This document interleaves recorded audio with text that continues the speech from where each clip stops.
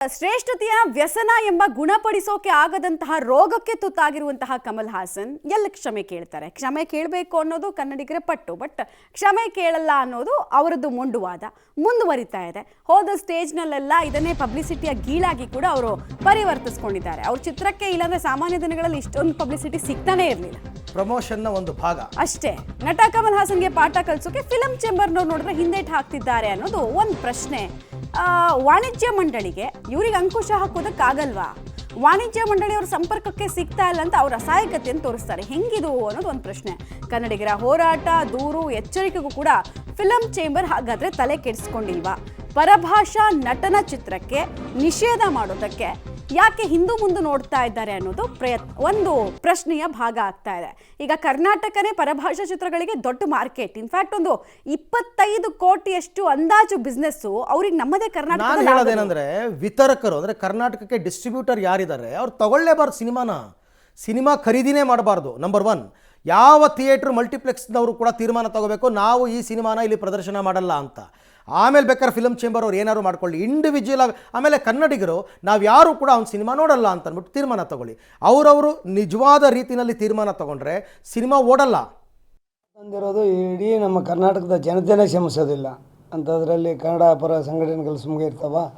ನಾವು ಅದಕ್ಕೆ ಧ್ವನಿ ಕೂಡಿಸ್ತಾ ಇದ್ವಿ. ಅವ್ರು ಮಾಡಿರೋ ತಪ್ಪು ಕ್ಷಮಾಪಣೆ ಕೇಳ್ತಾ ಇದ್ವಿ. ನಾವು ನಮ್ಮಲ್ಲಿ ಏನು ಇಲ್ಲಿ ವಿತರಕರಿದ್ದಾರಲ್ಲ ಅವ್ರನ್ನೂ ಗಮನಕ್ಕೆ ತೊಗೊಂಡ್ಬಿಟ್ಟು ಅವರ ಮುಖಾಂತರ ಅವ್ರಿಗೆ ಸಂಪರ್ಕ ಮಾಡ್ತಾಯಿದ್ವಿ.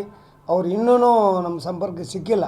1 or 2 ಡೇಸಲ್ಲಿ ಇದು ತಿಳಿ ಆಗ್ಬೋದು ಅಂತ ಅಂದ್ಕೊಂಡಿದ್ವಿ. ನಾವು SIFC ಸೌತ್ ಇಂಡಿಯನ್ ಫಿಲ್ಮ್ ಚೇಂಬರ್ಗೂ ನಾವು ಒಂದು ಇಮೇಲ್ ಹಾಕಿದ್ವಿ.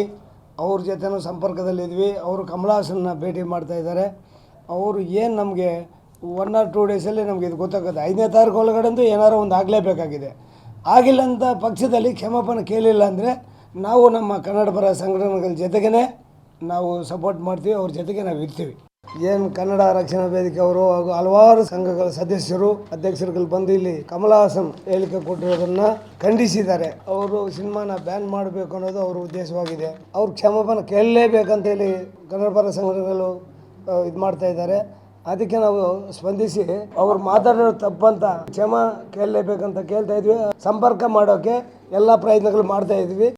ಕಮಲ್ ಹಾಸನ್ ಕ್ಷಮೆ ಕೇಳಿ ಅಂತ ಯಾಕೆ ಕೇಳ್ತೀರಾ? 3 ಸರ್ತಿ ಹೇಳಿದ್ದಾರೆ ನಾನು ಕೇಳಲ್ಲ, ನನ್ನ ಸಿನಿಮಾ ಬ್ಯಾನ್ ಆದರೂ ಪರವಾಗಿಲ್ಲ ಕೇಳಲ್ಲ ಅಂತ ಹೇಳಿದ್ದಾರೆ. ಕನ್ನಡದ ಬಗ್ಗೆ ಅವಹೇಳನಕ್ಕೆ ಕ್ಷಮೆ ಕೇಳಿಲ್ಲ ಕಮಲ್ ಹಾಸನ್.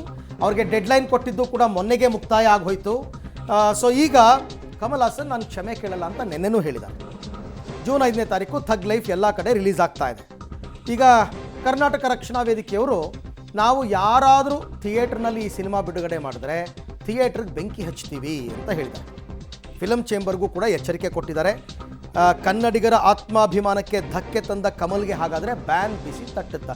ಒಂದು ಗಟ್ಟಿ ನಿರ್ಧಾರ ತಗೊಂಬಿಡಿ ಅತ್ಲಾಗೆ film ಚೇಂಬರ್ನವರು.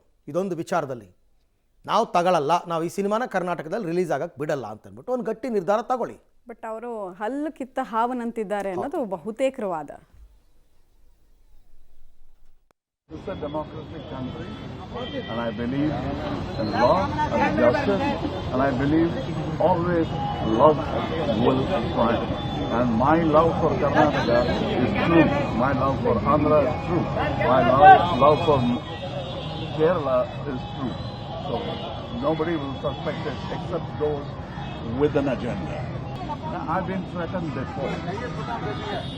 And if I am wrong, I will apologize. If I'm not, I won't.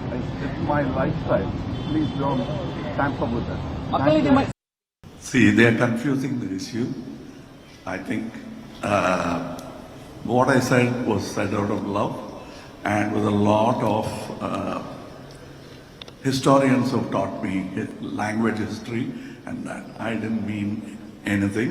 And let me tell you, Tamil Nadu is a place which has been open. I don't say that there's no other state like that, but very rare state where a Menon has been our chief minister.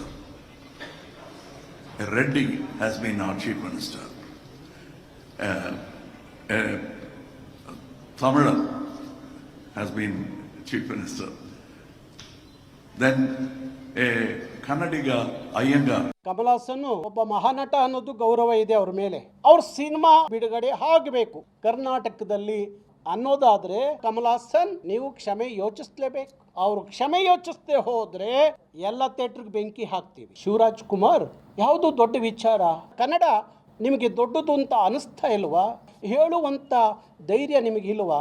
ಕ್ಷಮೆ ಕೇಳಿ ಅಂತ ಹೇಳಿ ನೀವು ಕಮಲ್ ಹಾಸನ್ಗೆ ಹೇಳಬೇಕು ಹೊರತು ಬಿಟ್ಬಿಡಿ ಅಂತ ಹೇಳುವಂಥದ್ದು ಸರಿಯಲ್ಲ. ನಿಮ್ಮ ದೊಡ್ಡ ಮನೆಗೆ ಸರಿಯಲ್ಲ, ಅದಕ್ಕೆ ಧಕ್ಕೆ ಆಗುತ್ತೆ.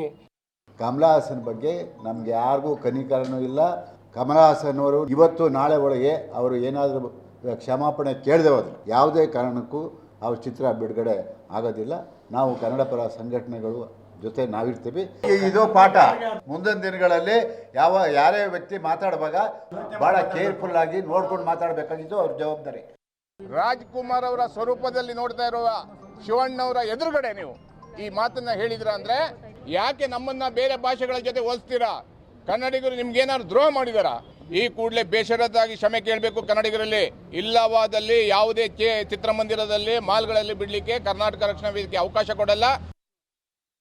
ಅವನು ಮಾಡಿರೋ ವಿವಾದಾತ್ಮಕ ಹೇಳಿಕೆಗೆ ಸಮರ್ಪಕವಾದ ಸಮರ್ಥನೆಯನ್ನು ಕೊಟ್ಟು ಕನ್ನಡಿಗರ ಕ್ಷಮೆಯನ್ನು ಕೇಳಲೇಬೇಕು. ಅವ್ನು ಕನ್ನಡಕ್ಕಿಂತ ಕೇಳಲ್ಲ ಅಂತ ಹೇಳಿದ್ರೆ ಅವ್ನ ಸಿನಿಮಾ ನಾವು ಬಿಡಲ್ಲ ಅಂತ ಹೇಳಬೇಕಾಗತ್ತೆ. ಅವ್ನ ಸಿನಿಮಾ ಖಂಡಿತ ಬಿಡಲ್ಲ, ಅದ್ರೇನು ಉತ್ಪ್ರೇಕ್ಷೆ ಇಲ್ಲ. ಅವನ ಸಿನಿಮಾಗಳನ್ನ ಎಲ್ಲ ಚಿತ್ರಮಂದಿರದಲ್ಲೂ ತಡೆಯುವಂಥ ಕೆಲಸವನ್ನು ಕನ್ನಡಿಗರು, ಕನ್ನಡದ ಸ್ವಾಭಿಮಾನಿಗಳು ಮಾಡೇ ಮಾಡ್ತೀವಿ. ಇದು ಕೇವಲ ಕನ್ನಡ ಹೋರಾಟಗಾರರಿಗೆ ಸಂಬಂಧಪಟ್ಟ ವಿಷಯ ಅಲ್ಲ, ಸಮಸ್ತ ಕನ್ನಡಿಗರಿಗೆ ಸಂಬಂಧಪಟ್ಟಂಥ ವಿಷಯ ಅಂತ ಹೇಳೋದು ಇಚ್ಛೆ ಪಡ್ತೀನಿ. ರಾಜ್ಯ ಸರ್ಕಾರನು ಯಾವ ಸರ್ಕಾರ? ರಾಜ್ಯ ಸರ್ಕಾರ ಕನ್ನಡದ ಸರ್ಕಾರ, ಕನ್ನಡಿಗರ ಸರ್ಕಾರ. ಅವ್ರು ಯಾಕೆ ಕಮಲ್ ಹಾಸನ್ ಪರ ನಿಲ್ತಾರೆ? ಅವ್ರು ಕನ್ನಡಿಗರ ಪರವಾಗಿ ನಿಲ್ಲಬೇಕು ಅನ್ನೋದು ನಮ್ಮ ಅಭಿಪ್ರಾಯ. ಡೀಟೇಲ್ಸ್ ಕೊಡ್ತಾರೆ, ನೇರ ಸಂಪರ್ಕದಲ್ಲಿ ಜಾಯ್ನ್ ಆಗ್ತಾ ಇದ್ದಾರೆ ಮಾರುತಿ. ಈಗ ಫಿಲಂ ಚೇಂಬರ್ನ ನಡವಳಿಕೆ ನೋಡ್ತಾ ಇದ್ರೆ ಹಲ್ಲು ಕಿತ್ತ ಹಾವಿನ ರೀತಿನಲ್ಲಿ ಕಾಣಿಸ್ತಾ ಇದ್ದಾರೆ ಅವರು ಅನ್ನೋದು ಒಂದು ಪ್ರಶ್ನೆ ಬರುತ್ತೆ. ಯಾಕಂದ್ರೆ ಪರಭಾಷಾ ಚಿತ್ರಗಳಿಗೆ ಅತಿ ದೊಡ್ಡ ಮಾರ್ಕೆಟೇ ಕರ್ನಾಟಕ. ಅವರೊಂದು ಗಟ್ಟಿ ನಿರ್ಧಾರ ತಗೊಂಡ್ಬಿಟ್ರೆ ಅಥವಾ ಇಲ್ಲಿನ ಸರ್ಕಾರ ಗಟ್ಟಿ ನಿರ್ಧಾರ ತಗೊಂಡ್ಬಿಟ್ರೆ ಮುಗಿತರ ಸಿನಿಮಾವನ್ನ ಅವರಿಗೆ ಅವ್ರ ಹತ್ರ ಯಾವುದೇ ಕ್ಷಮೆ ಇಸ್ಕೊಳ್ಳದೇನೆ ಅವ್ರಿಗೆ ಪಾಠ ಕಲಿಸ್ಬೋದಲ್ವಾ? ಯಾಕಂತ ಸ್ಟ್ರಾಂಗ್ ಡಿಸಿಷನ್ಸ್ಗೆ ಹೋಗ್ತಾ ಇಲ್ಲ? ಏನು ತೊಡಕಿದೆ ಅನ್ನೋದು ಪ್ರಶ್ನೆ. ಖಂಡಿತ ಈಗ ಎಲ್ಲರಲ್ಲೂ ಕಾಡ್ತಿರುವಂಥ ಪ್ರಶ್ನೆ ಅದೇನೆ. ವಾಣಿಜ್ಯ ಮಂಡಳಿ ಆಗ್ಬೋದು ಅಥವಾ ಸರ್ಕಾರ ಯಾಕೆ ಇದ್ರ ಬಗ್ಗೆ ಗಟ್ಟಿ ನಿರ್ಧಾರ ಕೈಗೊಳ್ತಿಲ್ಲ ಅಂತ ಕನ್ನಡ ಪರ ಹೋರಾಟಗಾರರು ಪ್ರಶ್ನೆ ಮಾಡ್ತಿರುವಂಥದ್ದು.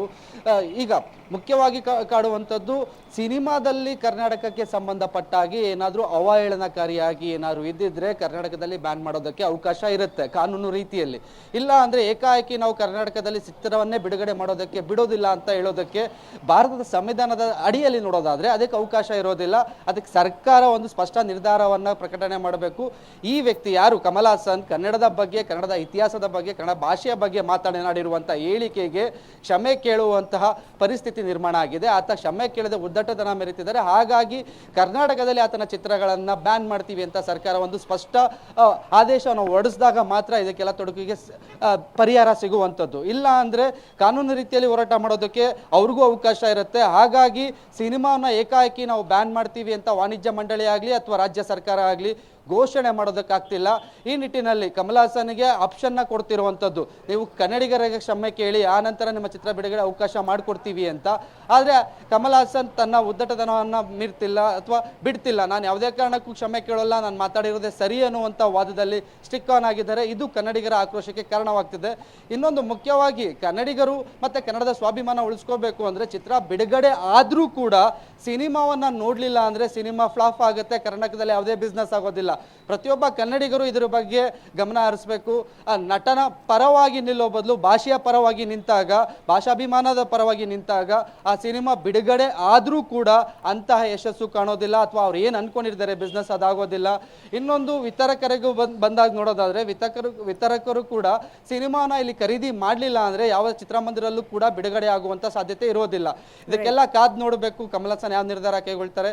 ವಾಣಿಜ್ಯ ಮಂಡಳಿಗೂ ಇನ್ನೂ ಕಾಲಾವಕಾಶ ಇದೆ ಅಥವಾ ಕ್ಷಮೆ ಕೇಳ್ತಾರ. ಸಿನಿಮಾ 5ನೇ ತಾರೀಕುವರೆಗೂ ಟೈಮ್ ಇರೋದ್ರಿಂದ ಮುಂದೆ ಏನಾಗುತ್ತೆ ಅಂತ ಕಾದ್ ನೋಡ್ಬೇಕಿದೆ. ರೈಟ್, ಹಾಗೆ ಸಂಪರ್ಕದಲ್ಲಿ ನಿಮ್ಮ ಜೊತೆ ಮತ್ತೆ ಮಾತನಾಡ್ತೀನಿ. ನನ್ನ ಪ್ರಕಾರ ಅವ್ರಿವ್ರನ್ನ ಹೋಗಿ ಕೇಳೋದ್ರ ಬದಲು ನಾನು ಸರ್ಕಾರನೇ ಡಿಮಾಂಡ್ ಮಾಡ್ತೀನಿ, ಸರ್ಕಾರನೇ ನಿರ್ಧಾರ ತಗೊಳ್ಳಿ.